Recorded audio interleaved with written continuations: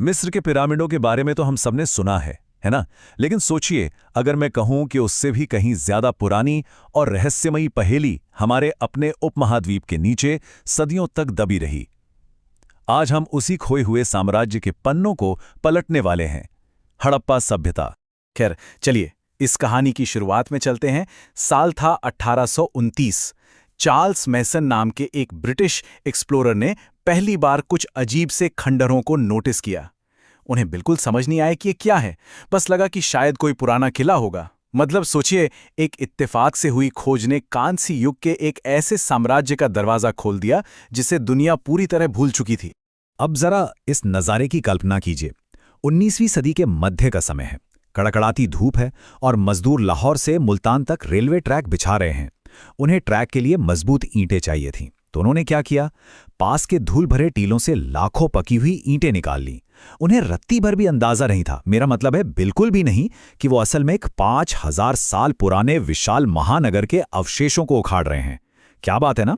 अगर हम इसके समयकाल की बात करें तो 6000 ईसा पूर्व के प्रारंभिक चरण से लेकर 1300 ईसा पूर्व में इसके पूरी तरह खत्म होने तक ये साम्राज्य अपने समकालीन सभ्यताओं से भी काफी ज्यादा फैला हुआ था।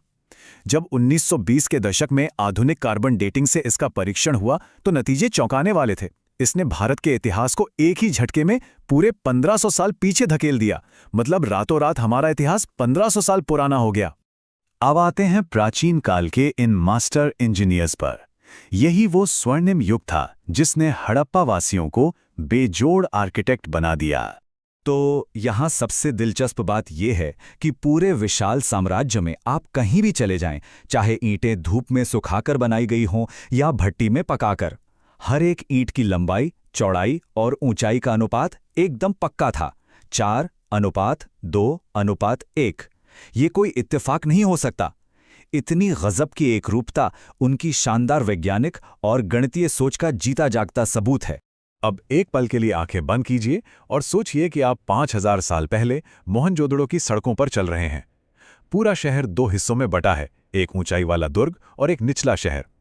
प्राइवेसी या निजता को लेकर ये लोग इतने सख्त थे कि घर की बाहरी दीवारों पर कोई खिड़की ही नहीं होती थी। घर का पूरा फोकस बीच के आंगन पर होता था। और पानी की व्यवस्था, अकेले मोहनजोदड़ो में करीब 700 सार्वजनिक कुएं थे। सिर्फ यही नहीं, घरों के अंदर के एडवांस्ड बाथरूम सीधे सड़क की ढकी हुई नालियों से जुड़े थे। साफ सफाई को लेकर उनका ये जुनून आज के स्मार्ट शहरों को भी टक्कर देता है। वैसे उनकी ये वैज्ञानिक सोच सिर्फ ईंटों और नालियों तक ही सीमित नहीं थी। राजस्थान के कालीबंगा में खुदाई के दौरान एक खेत मिला।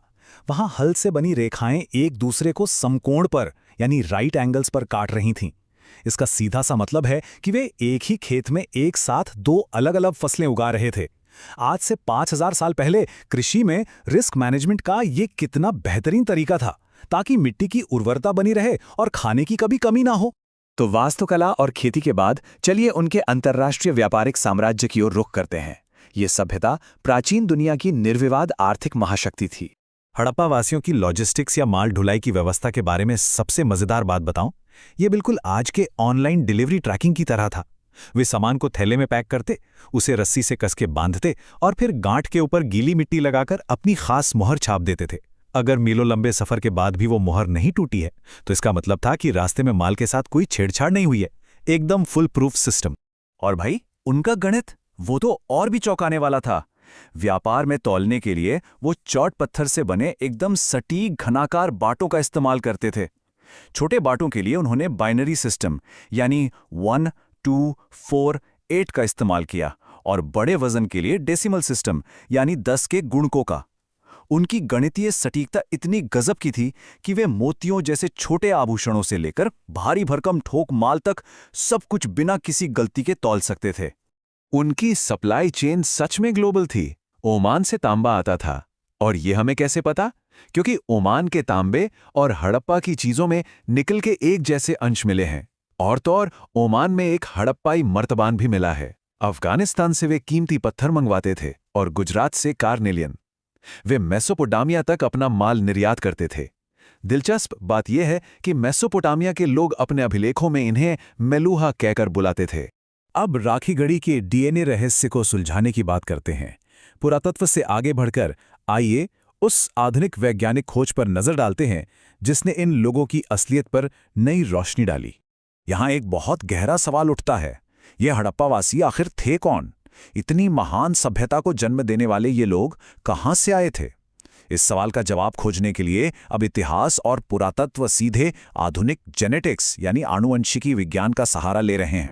2018-19 के आसपास वैज्ञानिकों की एक अंतर्राष्ट्रीय टीम ने राखीगढ़ी में मिले एक 4000 साल पुरानी महिला के कंकाल का डीएनए परीक्षण किया और नतीजे वो वाकई हैरान करने वाले थे। उस कंकाल का डीएनए आज की आधुनिक स्थानीय आबादी से बिल्कुल मेल खाता था और सबसे बड़ी बात, उसमें कोई बाहरी आर्य आनुवांशिक मार्कर नहीं मिला। इस एक जीनोम ने यह साबित कर दिया कि इस क्षेत्र में पिछले 5000 सालों से एक आनुवांशिक निरंतरता बनी हुई है, जिसने स्थानीय लोगों की उत्पत्ति को लेकर चल रही बहसों को एक नया मोड़ दे दिया। धर्म और हड़प्पाई समाज। अब जरा उनके सांस्कृतिक और आध्यात्मिक जीवन की ओर चलते हैं। भले ही हम उनकी लिपि आज तक नहीं पढ़ पाए हैं, लेकिन मिट्टी में दबे मिले ये सुराग खुद अपनी कहानी कहते हैं। अगर हम उनके लोगों को दफनाने के तरीके की तुलना प्राचीन मिस्र से करें तो एक बहुत बड़ा फर्क दिखाई देता है। मिस्र में जहां बेतहाशा दौलत और विशाल स्मारक बनाए जाते थे, वहीं हड़प्पा के लोगों की कब्रें बहुत साधारण होती थीं। वे बस ईंटों की साधारण कब्र बनाते थे, जिनमें तांबे के दर्पण और कुछ ऐसे आभूषण होते थे जो पुरुष और महिला दोनों पहनते थे। वे कब्रों में अत्यधिक संपत्ति जमा करने में विश्वास नहीं करते थे। इससे पता चलता है कि उनका समाज काफी हद तक समान अधिकारों वाला और बहुत ही व्यवहारिक था। और ये सब चीजें बहुत शानदार ढंग से दिखाती हैं कि इतिहासकार बिना किसी लिखित इतिहास के भी उनके आध्यात्मिक जीवन की कड़ियों को कैसे जोड़ते हैं। विस्तृत मुकुट पहने मातृ देवी की मूर्तियां, उस रहस्यमयी पुरोहित राजा यानी प्रीस्ट किंग की पत्थर की मूर्ति और वो खास मोहर जिसमें एक योगी जानवरों से घिरा बैठा है, जिसे आद्य शिव या प्रोटोशिवा कहा जाता है। इसके अलावा कालीबंगा और लोथल में मिली अग्निवेदियां, ये सब इशारे करते हैं कि उनकी धार्मिक परंपरा कितनी समृद्ध और गहरी रही होगी। अब आते हैं इस सभ्यता के रहस्यमयी पतन पर। इस कहानी का ये अंतिम और शायद सबसे नाटकीय हिस्सा है। जरा इस दृश्य के बारे में सोचिए, ये सच में रोंगटे खड़े कर देने वाला है। मोहनजोदारो में एक गली मिली जिसे मुर्दों की गली या डेडमैन लेन कहा गया। वहां कंकाल बिल्कुल बेतरतीब ढंग से सड़कों और सीढ़ियों पर बिखरे हुए थे। उन्हें दफनाया नहीं गया था, बस वे वहीं पड़े रह गए जहां वे गिरे थे। इस भयानक खोज ने तो जैसे एक सदी तक चलने वाली तीखी बहस छेड़ दी कि आखिर इस महान महानगर का अंत कैसे हुआ होगा। तो इस पर कई सिद्धांत सामने आए। 1947 में मॉर्टिमर व्हीलर ने उन कंकालों और ऋग्वेद का हवाला देते हुए कहा कि यहाँ आर्यों का आक्रमण और नरसंहार हुआ था। लेकिन असल में जब बाद में जॉर्ज डेल्स जैसे आधुनिक पुरातत्वविदों में जांच की तो पता चला कि वो कंकाल तो अलग अलग समय के थे, बस लापरवाही से दफनाए गए थे। वहां किसी युद्ध, हथियारों या बड़े पैमाने पर तबाही के कोई सबूत नहीं मिले। इसलिए आज की आधुनिक सर्वसम्मति यही मानती है कि यह पतन जलवायु परिवर्तन, नदियों के रास्ता बदलने और संसाधनों के खत्म होने की वजह से हुआ। अंत में ये सब हमें एक बहुत ही गहरे सवाल के साथ छोड़ जाता है।